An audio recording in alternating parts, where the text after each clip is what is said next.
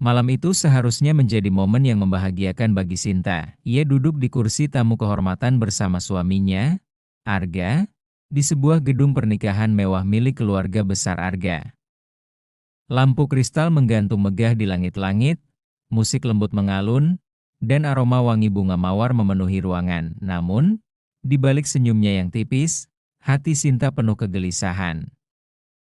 Ia tahu, malam ini ia akan bertemu kembali dengan semua kerabat besar keluarga Arga, termasuk mertuanya, Ibu Ratih. Seorang wanita yang sejak awal tidak pernah menyukainya, bukan karena Sinta tidak sopan atau berperilaku buruk, tapi karena latar belakangnya. Sinta memang anak yatim piatu yang dibesarkan oleh bibinya. Dan sebelum menikah, ia bekerja sebagai asisten rumah tangga di rumah majikan yang cukup berada. Arga, yang mengenalnya saat ia sedang mengantar laundry ke rumah sahabat Arga, jatuh hati bukan karena penampilan Sinta, tapi karena ketulusan dan kerja kerasnya. Mereka menikah setahun lalu, meski sempat mendapat penolakan keras dari Ibu Ratih yang merasa status keluarga anaknya terlalu tinggi untuk wanita seperti Sinta. Acara resepsi malam itu sebenarnya untuk merayakan ulang tahun pernikahan emas Paman Arga.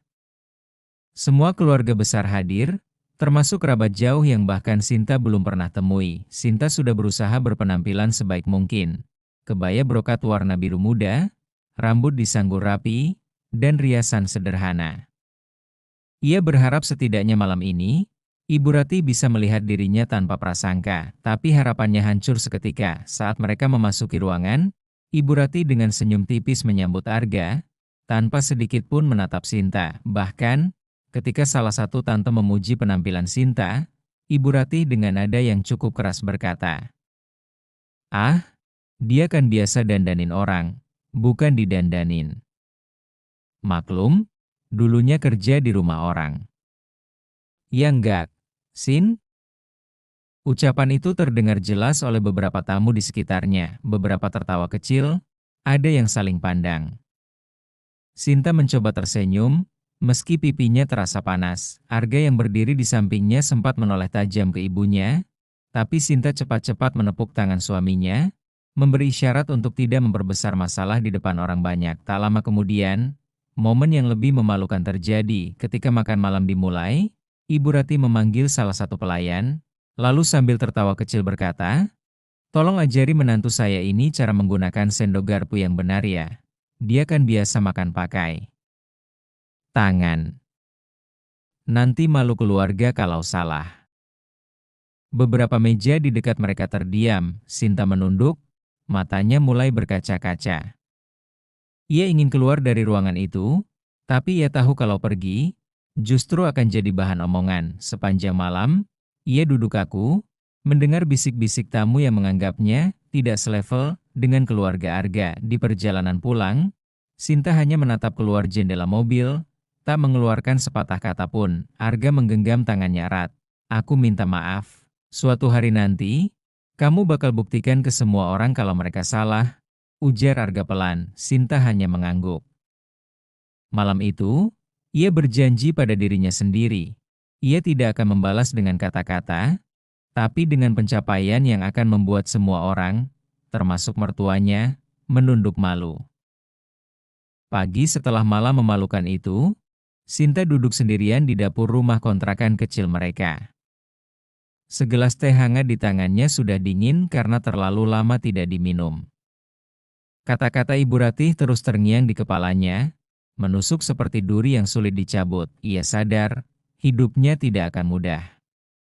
Bukan hanya karena ia harus menyesuaikan diri dengan keluarga besar Arga yang terpandang, tapi karena statusnya yang mantan art akan selalu menjadi bahan cibiran. Namun, Sinta juga tahu, kalau ia hanya diam, semua orang akan selamanya memandangnya rendah. Hari itu, Sinta memutuskan untuk berbicara serius dengan Arga. "Mas, aku mau kerja lagi," ujarnya tegas sambil menatap suaminya. Arga terkejut. "Kerja? Bukannya kamu mau fokus di rumah dulu?" "Aku nggak mau cuma jadi bahan hinaan, Mas.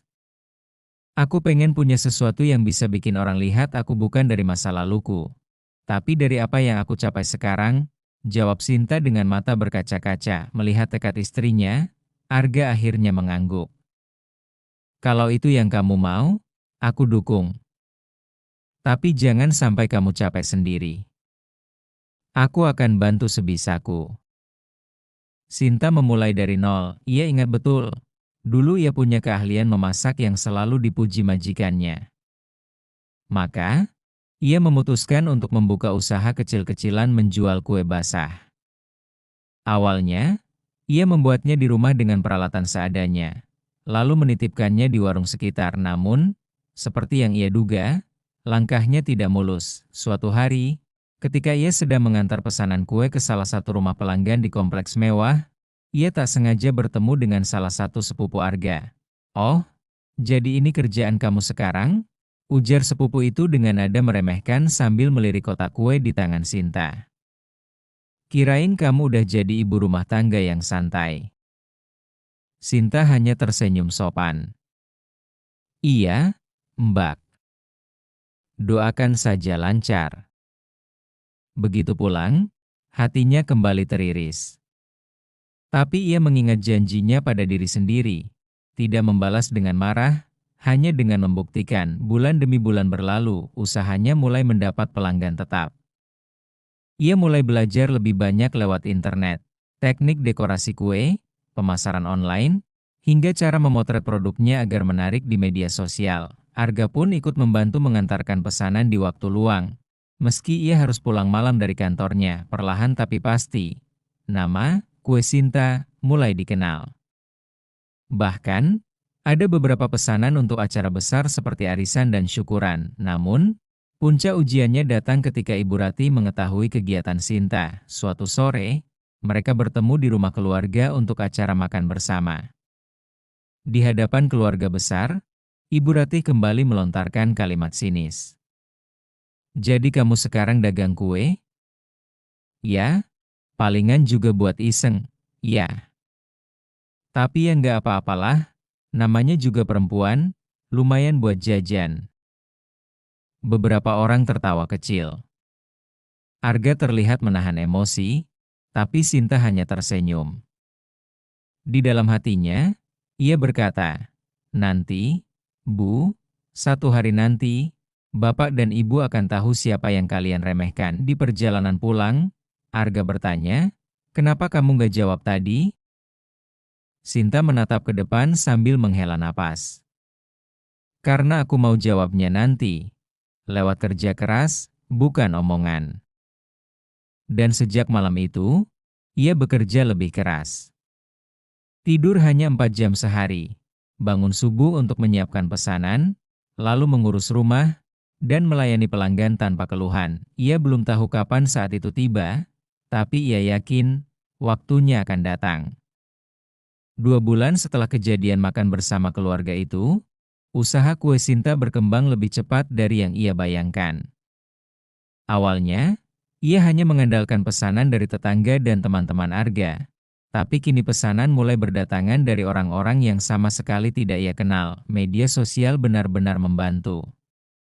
Foto-foto kuenya yang rapi dan menarik membuat banyak orang tertarik mencoba. Ditambah lagi, Sinta selalu mengutamakan rasa dan kualitas. Ia tahu, kalau mau bertahan, ia tidak boleh hanya mengandalkan penampilan produk. Suatu pagi, ia mendapat pesan dari seorang event organizer besar di kota. "Bu Sinta, kami ingin memesan 500 cup cake untuk acara ulang tahun perusahaan kami. Bisa?" Sinta sempat terdiam. Jumlah itu jauh lebih besar dari pesanan biasanya. Tapi, tanpa ragu ia menjawab, "Bisa, Bu. Terima kasih sudah percaya." Itu menjadi titik awal perubahan besar. Pesanan besar tersebut membuat namanya dikenal di kalangan pebisnis kota itu. Banyak yang mulai menghubunginya untuk acara kantor, seminar, hingga pernikahan. Namun, di balik semua itu, perjuangannya tidak mudah. Sinta harus menyewa 2 orang pegawai untuk membantu di dapur. Ia juga harus mengatur keuangan dengan cermat agar tidak kehabisan modal. Yang paling berat adalah menjaga kesehatannya. Karena terlalu sibuk, ia sering lupa makan tepat waktu. Tapi setiap kali merasa lelah, ia teringat kata-kata Ibu Ratih di resepsi itu, dan semangatnya kembali membara. Titik balik lain datang dari arah yang tidak ia duga. Suatu sore, Ibu Ratih sendiri menelpon. "Sin, kamu sibuk? Ibu mau minta tolong." Suaranya terdengar ragu. Sinta kaget, karena selama ini mertuanya hampir tidak pernah menghubungi langsung, apalagi untuk meminta tolong. "Ada apa, Bu?" tanyanya hati-hati. "Besok ada acara arisan besar di rumah Ibu. Bisa tolong buatkan snack untuk 50 orang?" Ibu nggak sempat pesan di tempat biasa. Dalam hati, Sinta tahu ini kesempatan. Ia tersenyum kecil. "Bisa, Bu. Saya siapkan yang terbaik." Keesokan harinya, ia mengantarkan sendiri pesanannya ke rumah besar mertuanya. Saat acara dimulai, para tamu mencicipi kue buatannya dan mulai memuji. "Enak sekali, Bu Ratih. Ini beli di mana? Cantik banget tampilannya, kayak kue hotel." Ibu Ratih hanya tersenyum kaku. "Itu bikinan menantu saya." Nada suaranya terdengar enggan, tapi Sinta bisa melihat raut wajah mertuanya yang sedikit terkejut. Mungkin tidak menyangka kue buatannya mendapat sambutan seheboh itu. Meskipun begitu, Sinta tidak menganggap ini sebagai kemenangan penuh. Ia tahu, mengubah pandangan orang seperti Ibu Ratih tidak bisa dalam semalam. Tapi setidaknya, untuk pertama kalinya, sang mertua menyebut namanya tanpa sindiran. Setelah acara, salah satu tamu bahkan meminta nomor kontak Sinta karena ingin memesan untuk pesta ulang tahun anaknya. Dari situ, pesanan semakin banyak, hingga Sinta mulai mempertimbangkan untuk membuka toko kue kecil. Malam itu, saat menutup pembukuan, Sinta berkata pada Arga, "Mas, mungkin ini saatnya kita mulai cari tempat untuk toko. Aku mau usahaku punya wajah sendiri, bukan cuma dapur di rumah kontrakan." Arga tersenyum lebar. "Aku siap bantu. Aku bangga sama kamu, Sin." Sinta menatap suaminya dan mengangguk. Ia tahu, langkahnya semakin dekat menuju hari di mana semua orang, termasuk mertuanya, akan benar-benar melihat dirinya dengan hormat. Setahun penuh berlalu sejak malam resepsi yang menggores hati itu. Perjalanan Sinta terasa seperti menapaki tanjakan panjang yang curam, melelahkan, penuh rintangan, tapi setiap langkah membawanya lebih dekat pada puncak. Kini, dapur kontrakan yang dulu penuh dengan wajan dan loyang berantakan sudah tidak lagi memadai. Pesanan kue yang terus mengalir membuatnya harus menyewa tempat produksi sementara. Dan hari itu, mimpinya yang ia rajut sejak awal perlahan menjadi nyata. Toko kuenya resmi dibuka. Pagi itu, suasana berbeda. Sebuah ruko mungil di jalan utama kota telah berubah menjadi toko kue yang cantik. Cat krem lembut menghiasi dinding. Lampu gantung bulat memberi cahaya hangat, dan aroma manis butter bercampur vanila menyambut setiap orang yang masuk. Tulisan besar di papan nama terpampang jelas, Sinta Es Pastries Cake. Di bawahnya, ada tagline kecil, "Dari hati untuk setiap gigitan." Sinta berdiri di depan cermin di ruang belakang, mengenakan gaun sederhana warna peach dan apron putih dengan bordiran namanya. Tangannya sedikit bergetar, bukan karena takut, tapi karena terharu. Ia teringat malam di mana ia hanya bisa menunduk, menahan air mata di depan mertuanya, dan kini, ia berdiri di depan pintu kesuksesan yang ia bangun sendiri. Arga memeluk pundaknya dari belakang. "Kamu siap?" Sinta mengangguk sambil tersenyum tipis. "Siap, Mas. Hari ini, bukan cuma pembukaan toko, tapi juga pembuktian." Arga mengecup keningnya. Hari ini semua orang akan lihat siapa Sinta sebenarnya. Tamu mulai berdatangan, beberapa pelanggan setia datang dengan bunga, sahabat-sahabat baru Sinta dari komunitas pengusaha perempuan ikut hadir. Bahkan event organizer yang dulu memberi pesanan besar juga meluangkan waktu. Tapi yang membuat dada Sinta berdegup kencang adalah saat ia melihat mobil hitam besar berhenti di depan toko. Dari dalam, Keluar Ibu Ratih bersama beberapa anggota keluarga besar Arga. Suasana sempat hening beberapa detik. Sinta menarik napas dalam, lalu berjalan mendekat sambil tersenyum. "Selamat datang, Bu," ucapnya sopan. Ibu Ratih menatap sekeliling toko, matanya menyapu rak-rak kue yang tertata rapi. Lalu melihat beberapa foto kue yang pernah viral di media sosial terpajang di dinding. Acara pembukaan dimulai. Ada pita besar di depan pintu yang akan dipotong sebagai tanda resmi dibukanya toko. Yang mengejutkan Sinta, salah satu panitia mendekat dan berkata, "Bu Sinta, keluarga menyarankan supaya yang potong pita adalah ibu mertua. Katanya, biar lebih istimewa." Sinta terdiam sejenak. Ia bisa saja menolak, tapi dalam hatinya ia sadar, ini mungkin momen yang ia tunggu. Ia mengangguk pelan. Ibu Ratih maju ke depan, semua mata tertuju padanya. Sebelum memotong pita, ia mengambil mikrofon dan berkata, "Saya, dulu mungkin tidak percaya, menantu saya ini bisa berdiri sejauh ini. Saya hanya melihat masa lalunya, bukan kemampuannya. Dan saya akui, saya salah besar." Suara lirih terkejut terdengar di antara tamu. Sinta memandangnya dengan mata berkaca-kaca. Ibu Ratih melanjutkan, "Hari ini, saya bangga berdiri di sini, di toko yang dibangun dengan kerja kerasnya. Sinta, kamu membuktikan kalau orang yang mau berjuang tidak akan kalah oleh masa lalunya." Pita pun dipotong. Tepuk tangan membahana di ruangan. Sepanjang acara, banyak tamu memuji kue Sinta, memotret, dan mengunggahnya ke media sosial. Beberapa bahkan langsung memesan untuk minggu depan. Saat semua orang sibuk, Ibu Ratih menghampiri Sinta. "Ternyata kamu bukan cuma menantu yang baik, tapi juga pengusaha yang hebat." "Maafkan Ibu, ya." Sinta tersenyum, menahan air mata. "Gak usah minta maaf, Bu. Kalau bukan karena ucapan Ibu dulu, mungkin saya nggak akan sekuat ini sekarang." Mereka berpelukan.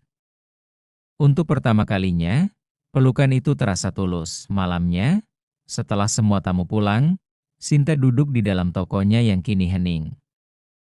Lampu gantung masih menyala, memantulkan cahaya hangat di meja-meja kayu.